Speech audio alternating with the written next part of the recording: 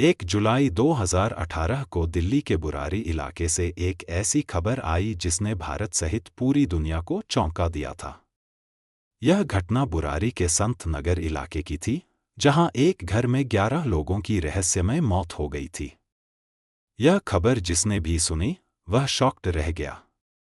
घर के अंदर 10 लोग छत से लटके हुए मिले, जबकि एक बुजुर्ग महिला का शव फर्श पर पड़ा था। मरने वालों में वृद्ध महिलाएं, बच्चे, पुरुष और जवान लड़कियां शामिल थीं। सभी के हाथ पैर बंधे हुए थे और उनके मुंह पर टेप चिपका हुआ था।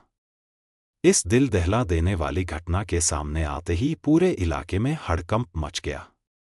लोग इस घर की ओर भागने लगे और अफवाहें उड़ने लगीं कि शायद किसी ने पूरे परिवार को मार डाला है। जल्दी ही पुलिस भी मौके पर पहुंची और जांच शुरू कर दी। लेकिन जब पुलिस ने जांच शुरू की तो जो खुलासे हुए वह यकीन करना मुश्किल था। पुलिस को घर से कुछ डायरियां मिली जिनसे पूरी घटना स्पष्ट हो गई। यह परिवार भाटिया परिवार के नाम से जाना जाता था, लेकिन असल में यह चुंडावत परिवार था जो हरियाणा के टोहाना से दिल्ली आया था। 20 से 25 साल पहले इस परिवार के मुखिया भोपाल सिंह दिल्ली आए थे और यहां ग्रोसरी की दुकान खोली थी। परिवार ने समय के साथ तरक्की की और प्लाईवुड का बिजनेस भी शुरू कर लिया। लेकिन 2007 में भोपाल सिंह की मृत्यु हो गई। इसके बाद परिवार का छोटा बेटा ललित चुंडावत परिवार की बागडोर अपने हाथ में ले लेता है। ललित रोजाना मॉर्निंग वॉक पर जाता था और परिवार की ग्रोसरी शॉप भी सुबह 5 से 6 बजे के बीच खुल जाती थी। लेकिन उस दिन न ललित मॉर्निंग वॉक पर गया और न ही दुकान खुली। जब पड़ोसी गुरुचरण सिंह ने देखा कि ललित बाहर नहीं निकला, तो उन्होंने घर के अंदर जाकर देखने का फैसला किया।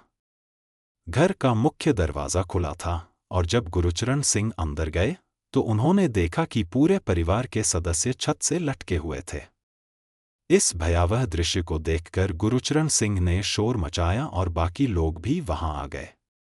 जल्द ही पुलिस को बुलाया गया और पुलिस ने सभी शवों को फंदे से उतारकर पोस्टमार्टम के लिए भेज दिया। जब मीडिया में यह खबर आई तो तरह तरह की अफवाहें उड़ने लगीं। कुछ लोगों ने शक जताया कि लूटपाट के दौरान परिवार की हत्या की गई होगी, लेकिन पुलिस ने इस दावे को खारिज कर दिया क्योंकि घर में लूटपाट के कोई सबूत नहीं मिले थे। पुलिस ने आसपास के लोगों से पूछताछ शुरू की, लेकिन कोई ठोस जानकारी नहीं मिली। पोस्टमार्टम रिपोर्ट के बाद यह साफ हो गया कि परिवार के 11 में से 10 लोगों की मौत फांसी पर लटकने से हुई थी। केवल सबसे बुजुर्ग महिला नारायणी देवी की मौत जहर से हुई थी। बाकी 10 लोगों के शरीर में कोई जहर नहीं मिला था। घर की जांच के दौरान पुलिस को 11 डायरियां मिली, जिनमें परिवार के पिछले 11 सालों की गतिविधियों का ब्यौरा था। इन डायरियों ने मामले की असलियत को उजागर किया। 2007 में भोपाल सिंह की मौत के बाद ललित ने परिवार को बताया कि उनके पिता की आत्मा उससे संपर्क करती है और उसे निर्देश देती है। पहले तो परिवार ने इस बात को नजरअंदाज किया, लेकिन जब ललित ने परिवार की आर्थिक स्थिति को बेहतर किया तो सभी ने उसकी बातों पर यकीन करना शुरू कर दिया।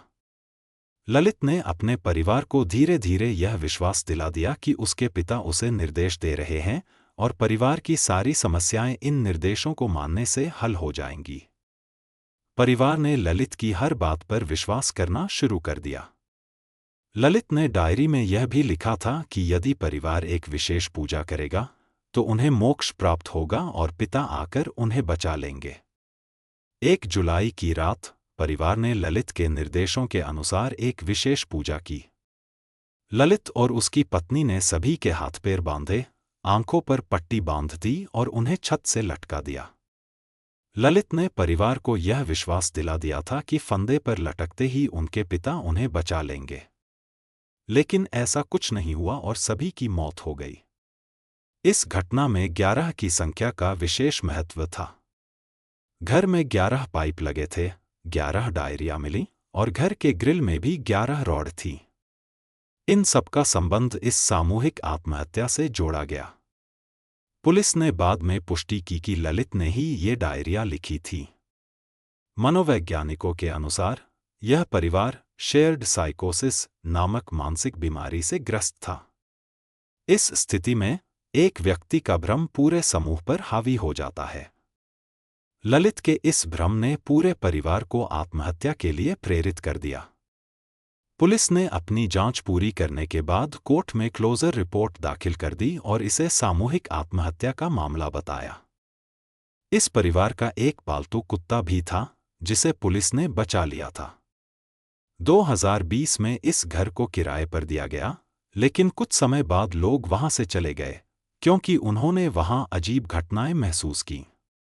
हालांकि अब इस घर में मोहन कुमार नाम का व्यक्ति अपने परिवार के साथ रह रहा है और वहां एक किराने की दुकान और डायग्नोस्टिक लैब भी चला रहा है। मोहन कुमार का कहना है कि उन्हें वहां कोई अजीब अनुभव नहीं हुआ है। यह घटना भारतीय इतिहास की सबसे रहस्यमय और दिल दहला देने वाली घटनाओं में से एक थी।